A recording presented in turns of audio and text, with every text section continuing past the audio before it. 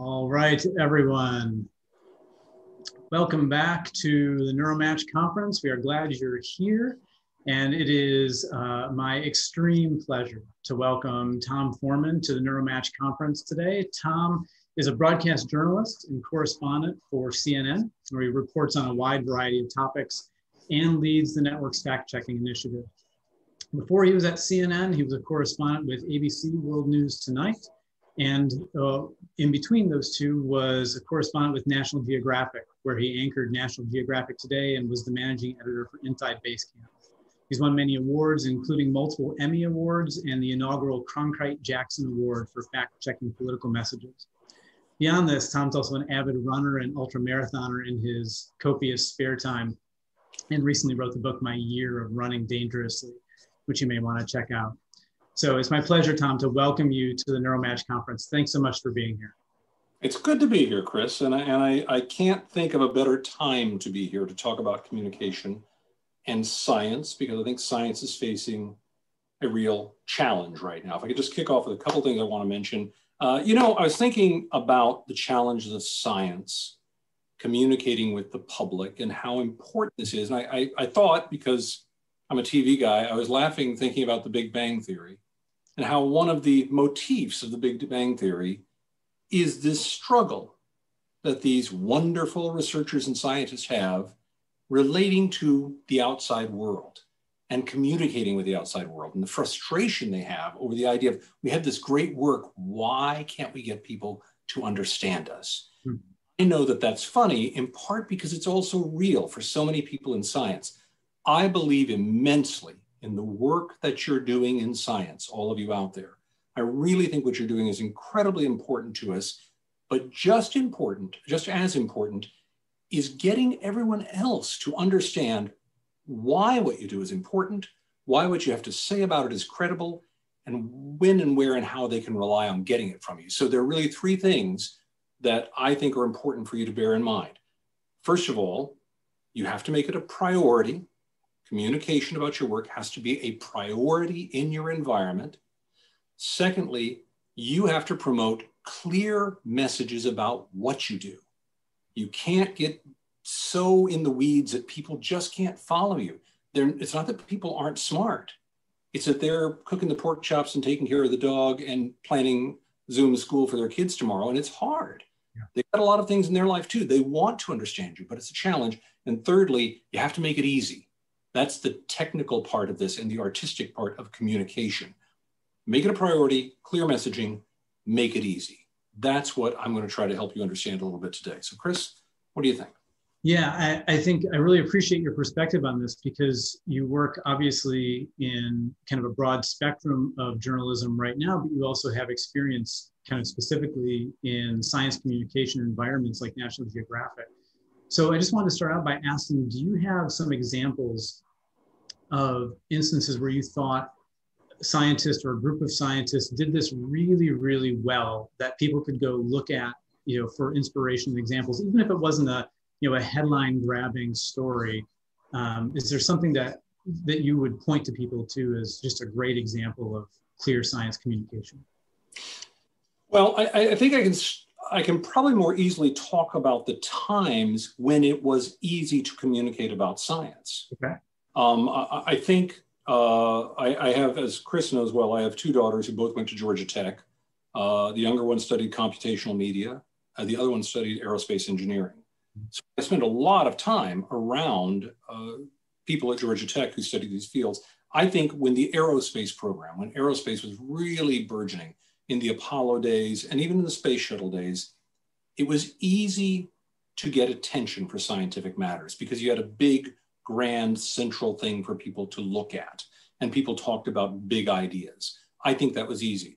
There have been other times when there have been items that have broken through in a big way in the news that have not been handled well. I'm reminded of, those of you who are old enough, the big kerfuffle over cold fusion years ago.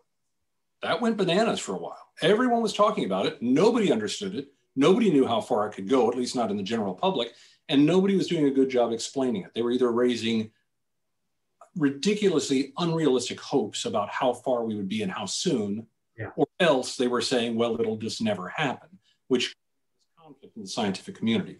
And of course, in the past, 10, 15, 20 years, the messaging on global climate change has been very challenged, not because the scientific community has not made progress in their understanding of it and what it means and how it's going to affect us, but because the messaging has been all over the map, and the scientific community has very often allowed that to be hijacked in all directions by political interest who don't have the best interests of science at heart all the time, and who often don't really understand what the science has found. So they either claim too much or they refute things, neither one of which is really valid at that time. Yeah, so what I hear you saying is it's important to have a good alignment between kind of the time period and the openness maybe of the public and society, for a message on certain scientific topics and trying to communicate effectively about them. Is that? Yeah. You have to think about what's going on in the world. It's not just what's going on in your research or in your lab or in your environment. Think what's going on in the world. I have often said, people who are in the business of communication, ideally, they have to be like a magician performing on stage. You know what's going on behind the scenes, but if you want to get across with this thing, you also have to understand what they're seeing out there. That's what makes it work. So I think that there is some tendency, not to put people off here, I think there has been some tendency among some in the science community to say, oh, well, those people out there, they just don't understand. I will not sully myself by explaining it to them. But those people out there are the folks who can make sure you get funding.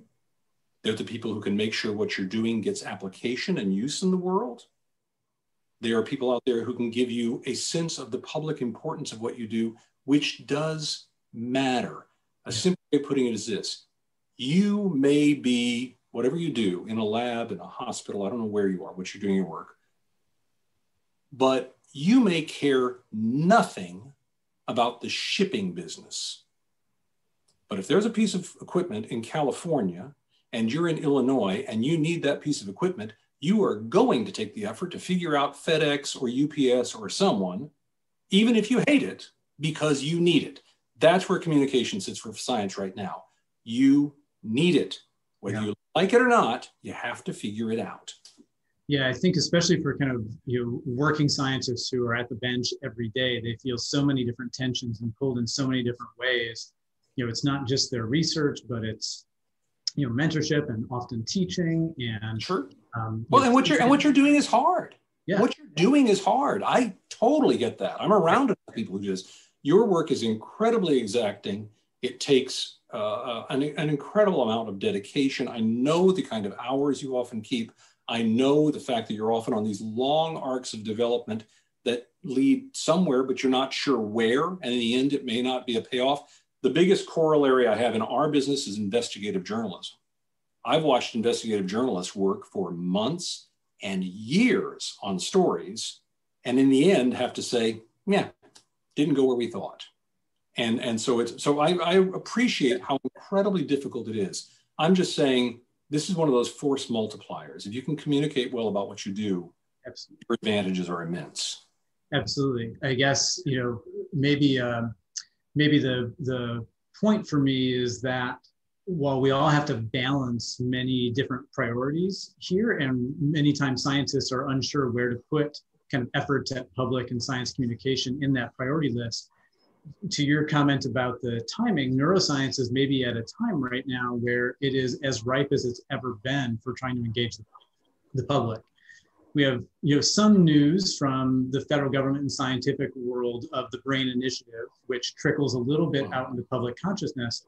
But I think what is getting into public consciousness more, and will be over the next few years, is we have for the first time an emerging neurotechnology industry. You have companies that are established companies that are now getting into neurotech, and new startups from some very famous and headline-grabbing people that are working in the neurotechnology space. So, I mean, to your point, I think this could be just a really ripe time where it just might be the time and place for neuroscientists to be engaged more in science communication. your work is incredibly important and it's incredibly interesting, but help people understand why it's so interesting, because it really is. And that's, when I talk about clear messaging, that's part of it. So let's say you've made it a priority wherever you are to say, we need to do something about this. What does it mean to make it a priority? Well, simple enough. It means pushing what you do out there in some fashion, through social media, whether it's through mainstream media, whether it's through conferences that touch a little bit beyond your own world. Yeah. Get it out there, let people know what you're doing. And that's just nothing more than bothering to do it. And then the other thing is, as you make it a priority, reach out to people who can help you with it. You know, I will tell you, there's a very, very renowned university in this country that for years and years almost never showed up in news coverage. And the reason they didn't show up in news coverage is because they made it so incredibly hard to reach anybody there. And they had no good system for it. And you constantly, if you called them trying to talk to somebody, you got the kind of yeah, we'll tend to that. And you might get a call back 6 or 7 days later, which in the journalism world is like last century. Yeah. And so make it a priority. And then, Chris, what you're talking about, the idea of messaging, think to yourself right now, if you're out there thinking, how do I get out there? Think about what you do and think about what's important, what is understandable to many people, and why that would be important to them and interesting to them. Then you take the prioritization of that and you match it up with that clear message of, we're doing this work and it's important now because of this. I mean, that really makes quite a difference. I'm reminded of a chess book I read years ago that had a great, you may be a little puzzled as to how to move forward with all of this. I read a chess book years ago that had a great line in it. The guy said, have a plan, even a bad one. Yeah. Because it's better than no plan. So try it. Maybe it won't work, but try it. Make some contacts, have a clear message, push it out and see what happens. The worst that happens is nothing, and you put a little extra work into your very busy schedule. But just like any process you've been through, you will learn if it doesn't work and try a different way. Yeah. Yeah, not that different from the scientific process itself. I've heard a lot of talks and presentations about science communication, and they often focus a lot kind of on the execution of communication, which I want to get to with you because I think you have important things to say about it. But I want to touch on a few topics first that I don't hear talked about often enough. And actually, the first topic I want to talk about is communicating in the presence of and communicating specifically uncertainty. And this actually, I see aligns with one of the questions that's come in on the Q&A from, it looks like Ross Smith from Knoxville, Kentucky here. Ross says, science is an iterative and constantly evolving process. Society tends to want immediate answers with undeterred finality. How can scientists better communicate data, which is only a current best understanding, and then refine it without unfairly losing credibility and dismissed as inconsistent? This lines up, I think, with a famous quote by Stephen Jay Gould, in science, fact can only mean, quote, confirmed to such a degree that would be perverse to withhold provisional assent, right? There is no such thing as 100% confirmed. Yeah. Right. Yeah. So, this is something that I struggle with a lot, and I see the scientific community struggling with a lot, and I'm certain journalism struggles with this in uncertain situations too. What advice do you have for this tension between scientists who are thinking in terms of probabilities and consensus, and sometimes a society that wants more kind of finality from science? I think Ross is raising one of the really chief problems, not simply with the scientific community, but frankly with our culture right now. Yeah. We have a real tendency for people to want an on-off switch. They want everything to be binary. Either it's this way or it's that way. And we all know that most things exist somewhere in the middle. That said, I think, Ross, what helps is to, first of all, always be clear about where you are in the process. That does help. Another example, Chris, that comes to mind right now is what has happened currently with the pandemic, when Dr. Fauci early on said, we don't know about masks. Well, he has had that politically thrown back at him over and over and over again.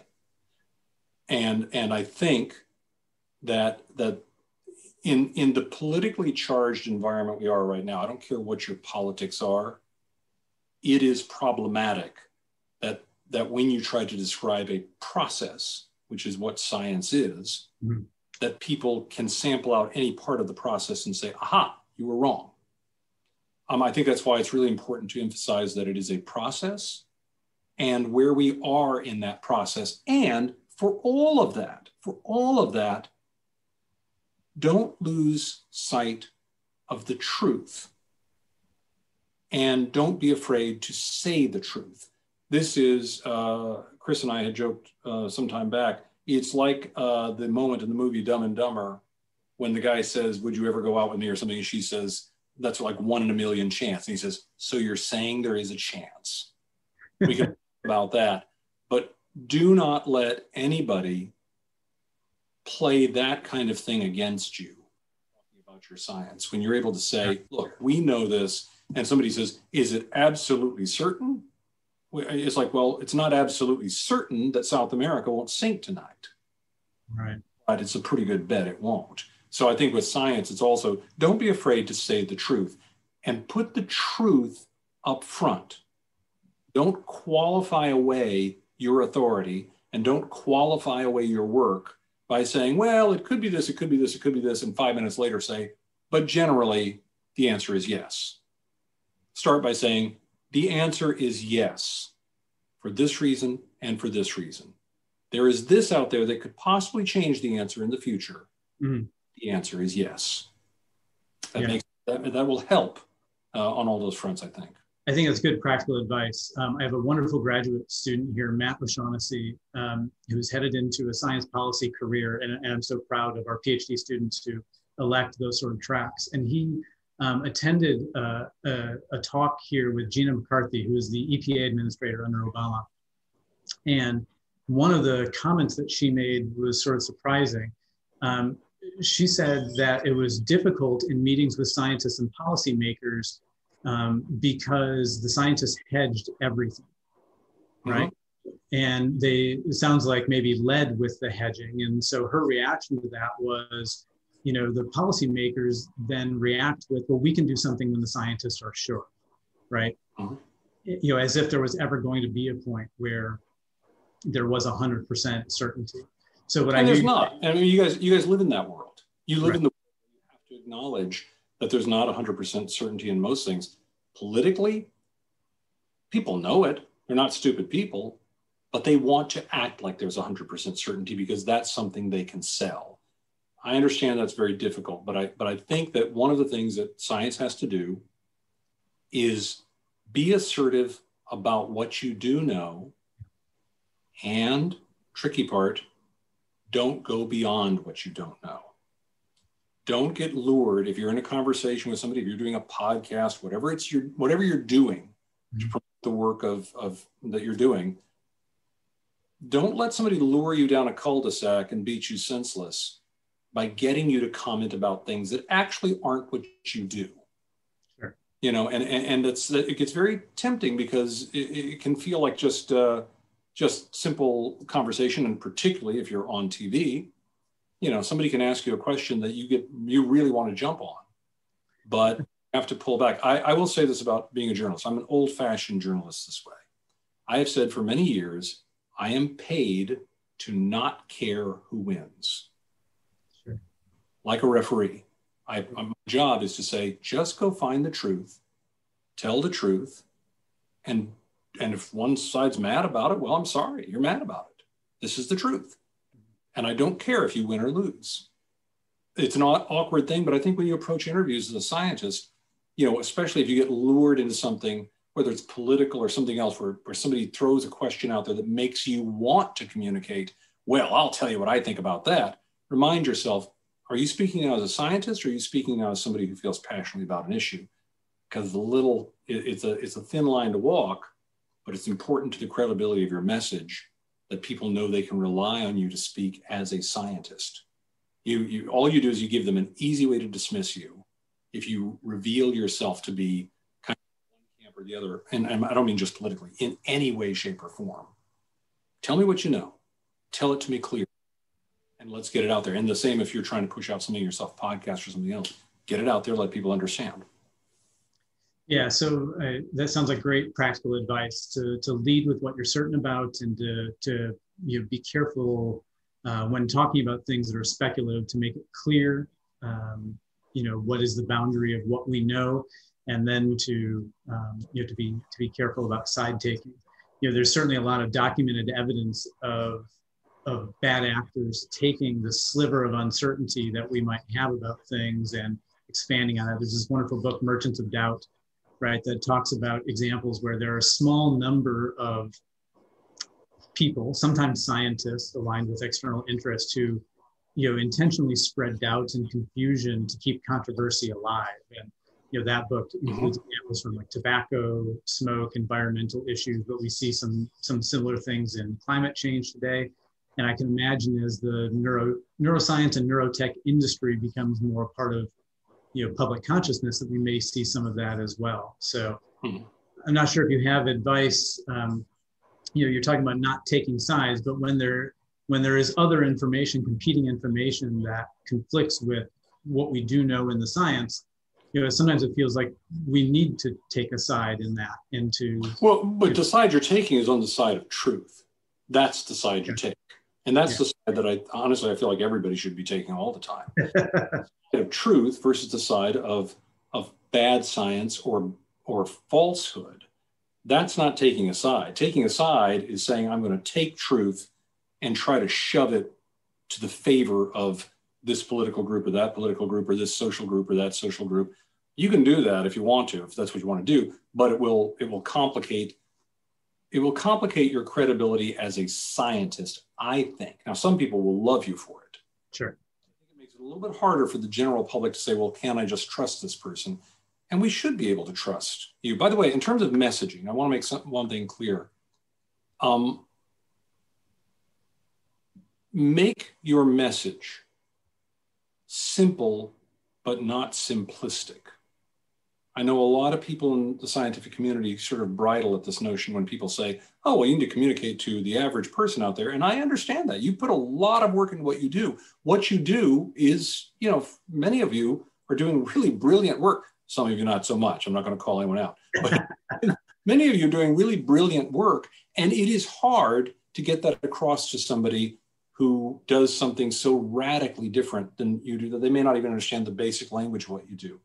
But when I say make it simple but not simplistic, don't betray the brilliant work you've done by trying to make it so simplified, like that old Monty Python bit about, today we're going to learn how to play the flute. You play the flute by blowing in one end and moving your fingers up and down the outside.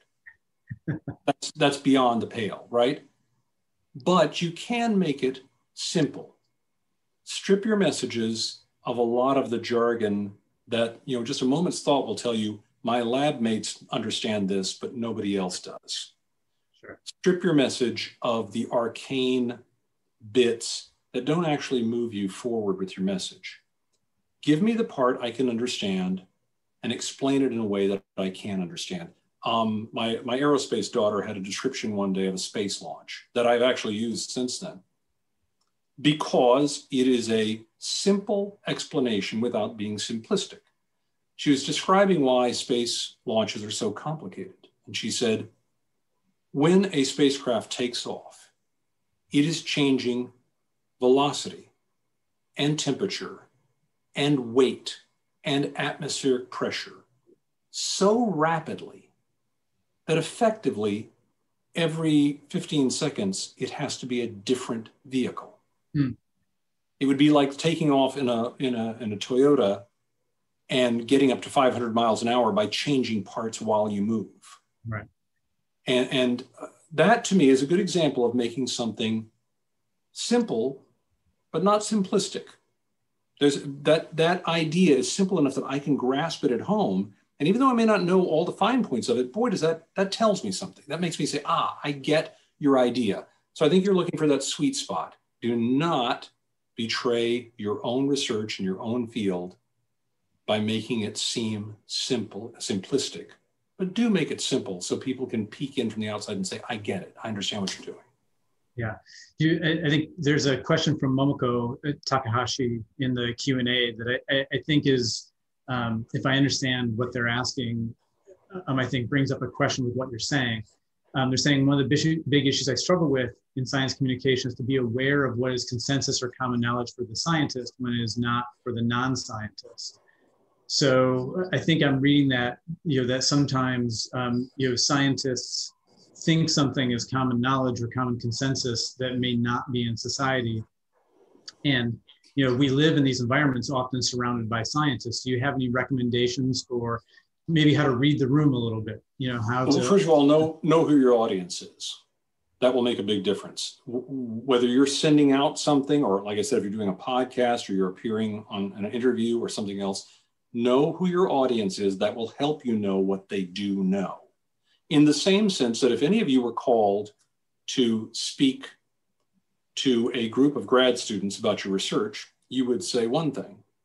If you were called to your child's career day in 3rd grade, you would still be talking about your work, but it'd be a very different message because you could look out there and say, this is my audience. I need to speak in a way that makes sense to them. First of all, do know who your audience is. And it usually doesn't take much to have some idea of what their understandings and biases might be. And in that sense, you can be prepared for them, not to go to war with them over them, but to make sure that you're leading them down the path and helping them understand what's going on. And the degree to which you can sort of build bridges that lets them follow along with you, the better you have a chance of them reaching the end and saying, I understand what Chris is talking about. I understand what this person's talking about. I tend, they may not agree with you, but they'll understand. Yeah. In my own work, I tend to rely heavily on analogies for describing, a scientific concept. And of course, you're going to use a different analogy with, my daughter's, elementary school class than you're going to with a group of, intelligent but non-scientist adults, for instance, at an event. So, that's one kind of practical way that I think about it, is thinking in terms There's some things in science that also are hard to do in analogies. There are, sometimes you're trying to convey big numbers, really huge numbers. Sure. And you say, why, that's the same as all the ping pong balls it take to fill the Grand Canyon. And it's like, well, that doesn't make sense either. That doesn't help. I can't imagine how many ping pong balls in the Grand Canyon. So yeah, it is not more clear to me. So I think that's great. And I think there are a lot of helpful tips in there. I think there was a second topic that I wanted to move into, which is communicating authority, especially in the face of uncertainty. Because there's this tension, that I think I see in the public that people tend to trust science generally, but they also have some aversion to scientists, like, as individuals, acting as authority figures in policymaking. So there's actually, I'll post in the chat, there are a couple of really great Pew Research studies out about this, where confidence in science is high, but there's also a strong sentiment that scientists should stick to establishing facts and not really be involved in policy debates. Now, especially this year, it feels like there's been a lot of erosion, even of some of that confidence with the current coronavirus situation. Yeah, but you know what that is. I mean, in all fairness, covering a lot of politics, what many people mean when they say that is you should stick to establishing facts that favor my side. Exactly. Yeah, there's this and listen, I will say this to all of you out there. This is a huge problem right now. We have kind of balkanized everything in this country right now. We have weaponized everything in this country right now. And you're going to have this challenge. And there's not a whole lot you can do with it other than remain true to your work, remain true to your message. And you just can't be that bothered by people doing this kind of stuff. Because I've talked to scientists over the years who have had their research snatched up for some reason by political sides, completely misused. And they're sitting in a lab somewhere going, I don't know what to do. because I can't, what am I going to do? This is a hugely powerful, a senator or whatever, who just took this and ran with it. And I can't attack them because I simply don't have the power to do it. Right. And the consequences could be terrible, but I'm being misrepresented here. I think stick to your message, be straightforward.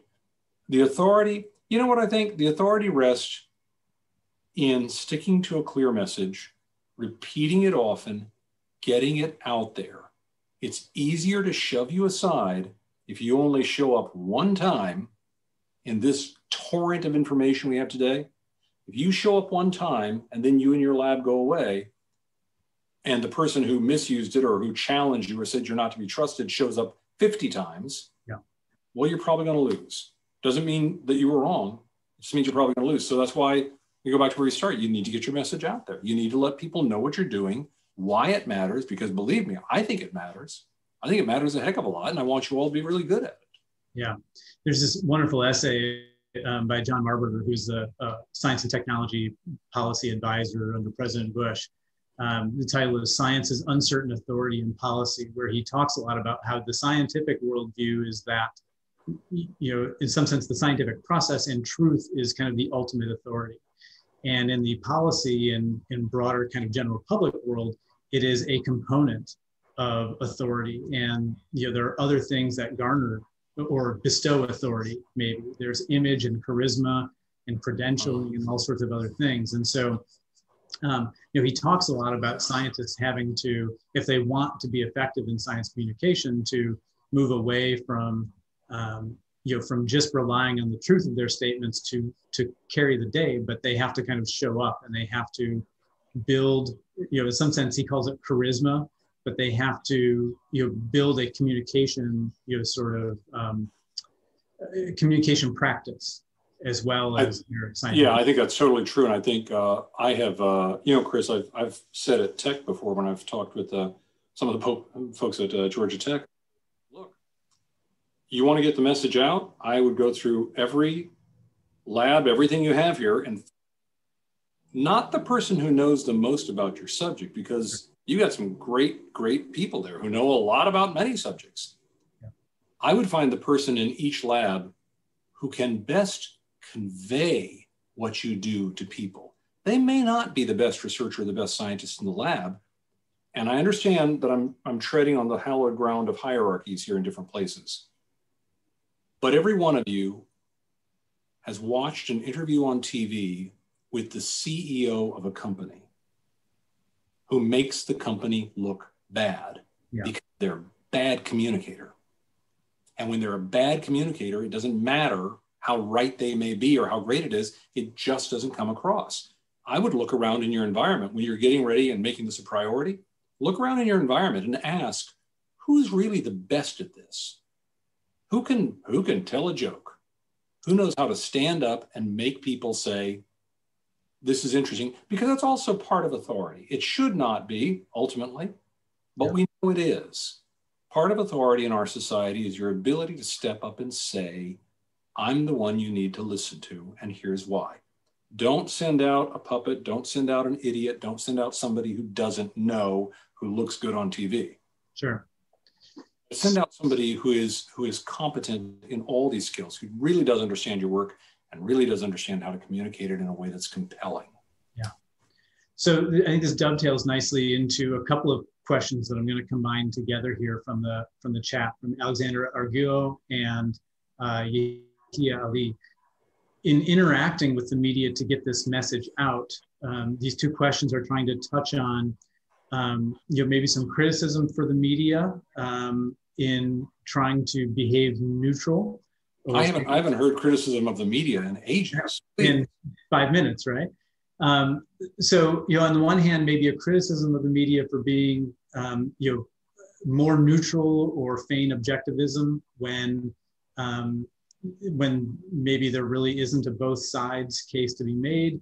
And the other point in the question is, I think related to this, what are the checks and balances as complex science information is being brought into the media to make sure that one, the reporting is accurate, but two, I think to Alexander's question that, you know, we're not presenting, false equivalencies and stuff like that. I think some of those false equivalencies, I think some of the false equivalencies are born out of people, not just in the media, but everywhere, who just don't understand what you do. It's not that they don't want to, but they're often covering a million other things, and they just sort of say, well, here it is, and somebody says it's wrong, so I guess I better put on the person who says it's wrong.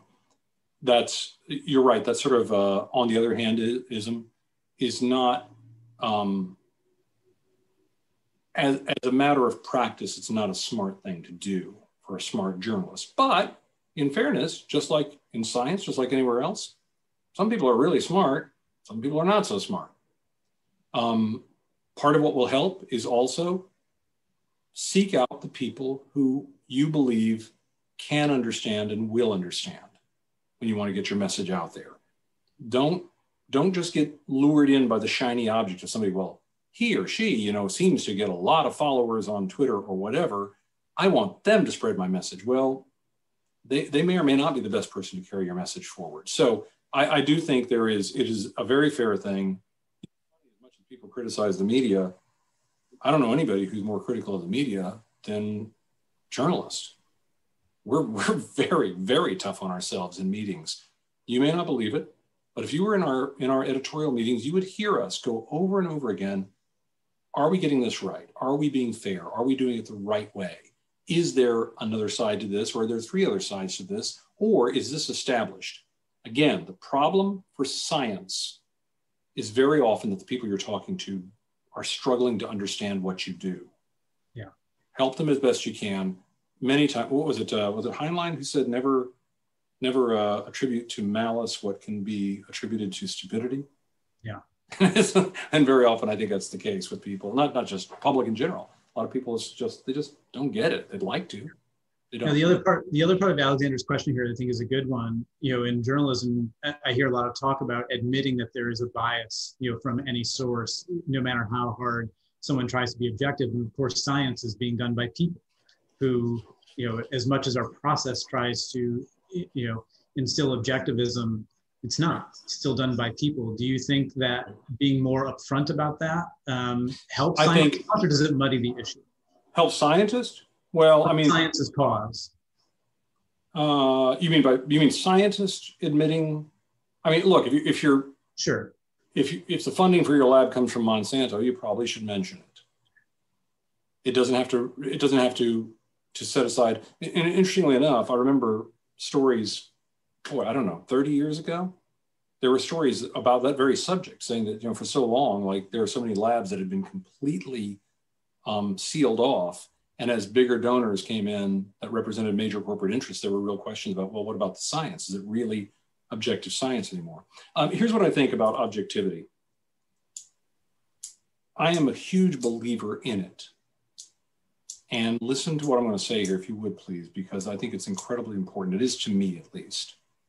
Objectivity, true objectivity in science, in journalism, anywhere, true objectivity cannot be attained.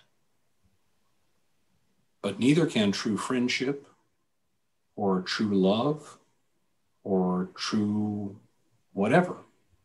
They are ideals to which we aspire. And we aspire to them because the aspiration, like the scientific process, keeps us pointed down the right road and trying for something. Will we fail? Of course we will fail. I will fail at all my friendships at some point. It doesn't keep me from trying because friendships matter.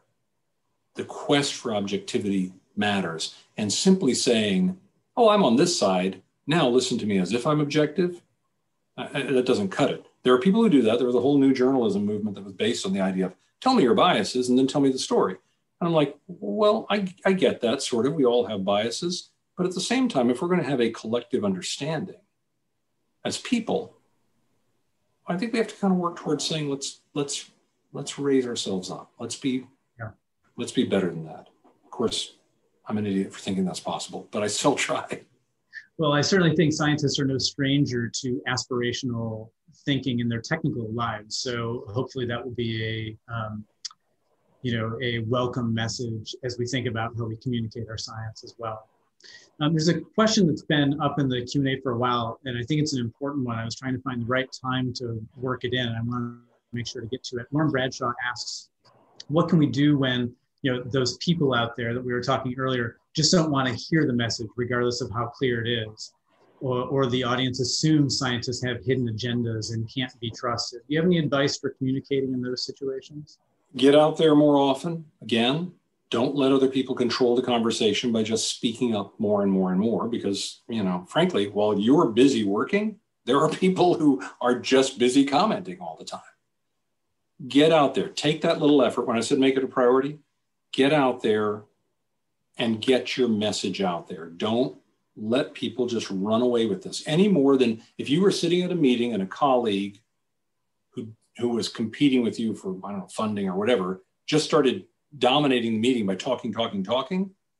Whether they're right or wrong, they may very well win in whatever you're competing over just because they said so much.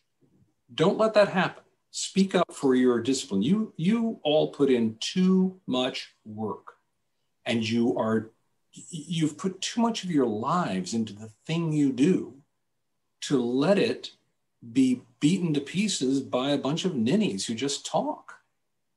You need to speak up for yourselves and foster those relationships. If you have feelings that certain journalists aren't fair, or certain whomever, whatever outlet you're reaching to, if you think they're not being fair, go find someone who you think is and foster a relationship. Send an email and say, hey, this is who I am. This is what I do. I'm not here to say you're wrong about everything. I just want you to understand that I'm a resource. I'd be happy to be connected with you. By the way, most journalists are pretty easy to reach. It's our job to be pretty easy to reach. I'm easy to reach. I'll tell you all right now, if you want to reach me, tom.foreman, Foreman, @cnn.com. That's all it takes. Send it to me, but put something in the message line so I know who you are, because I get about 400 emails a day, and I handle them all myself, and I miss things. So send me something. If you want to talk to me, if you want to say I'm right, you want to do anything, you want to establish a relationship about your work so I understand it, send it to me and we'll try. May fail, but we'll try. And if I don't respond, send it again and again until I respond. Thanks for that invitation. I don't want to end our time here together without taking just a couple of minutes to hear your thoughts about the craft of communication and getting better at communicating. This lines up with a question in the chat from Priscilla Ambrosi. I think you work with a lot of journalism students, and you and I have talked before about the practical nuts and bolts ways that are effective at trying to get better at executing communication. Yep. So I'd love to hear your thoughts about personal and professional experiences that you feel make you a better communicator, and things that you think would make scientists better communicators if they instituted them as practices in their own lives. Simply put, a couple of things. Read a lot outside your field. Read novels, read magazine articles, read books, read whatever, things outside your field, and read them with an eye to understanding why they communicate to you. Do the same thing. One thing I would say to young journalism students, sit around changing the channels on TV. And absent something that naturally interests you, like if you're into horses and you see horses, you remove that one because that becomes an outlier that you don't want. Ask yourself why you stop. Ask yourself what made you stop on some channel to watch more. These are the tools of communication. And I will tell you, I've been in journalism now for more than 40 years. And every year I feel like I'm just beginning to understand how to communicate, because it is complicated. You're trying to reach into somebody else's head and say, I have something I want to share with you. And I want you to be able to understand it and to embrace it. So read a lot, watch a lot, be aware of the world outside of your world, and recognize that much of the success for your communication is going to rely in, it's like a Rubik's Cube. You're trying to get this color from over here to over here and this one over here, You're trying to bring them together. And if you can do that, you will have success in a wonderful way.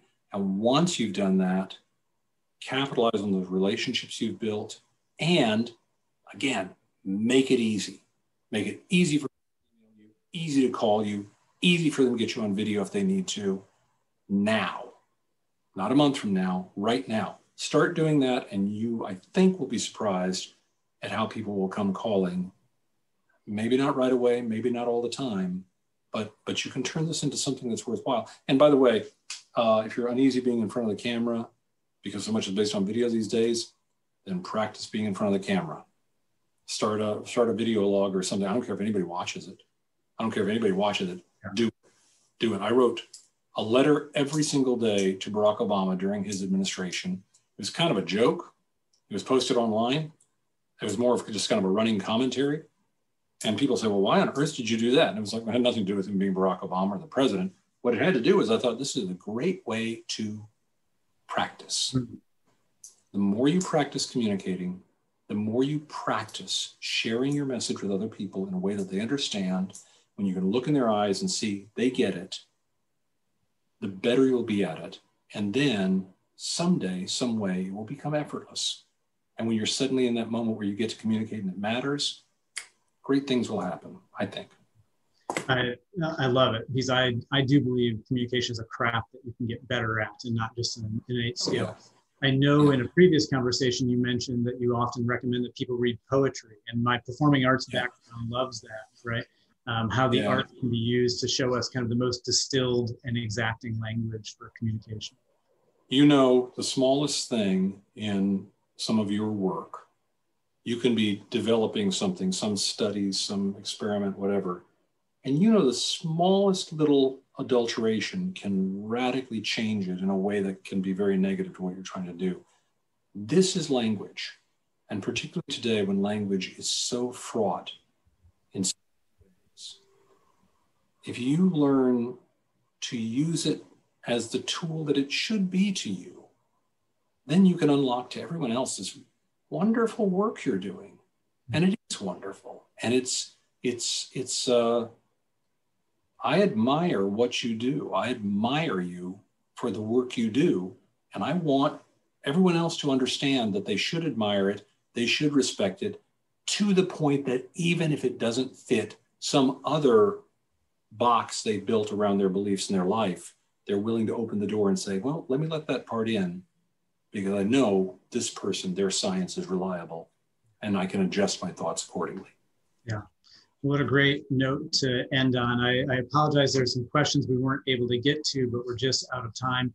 Let me just make a note that if you want to continue this conversation at the top of the hour, I'll be moderating a panel of neuroscientists who are incorporating effectively science communication into their work, from going into science journalism as a vocation to podcasting and writing children's books. So I invite you to join us for that. For now, if you want to email me, feel free. I'll answer. Tom.Foreman@cnn.com. Thank you so much for your time today, Tom. I really, truly appreciate your thoughts and your experience here. And I'm just grateful for you joining us here at Neuromatch. My pleasure. Take care, everyone. See you soon.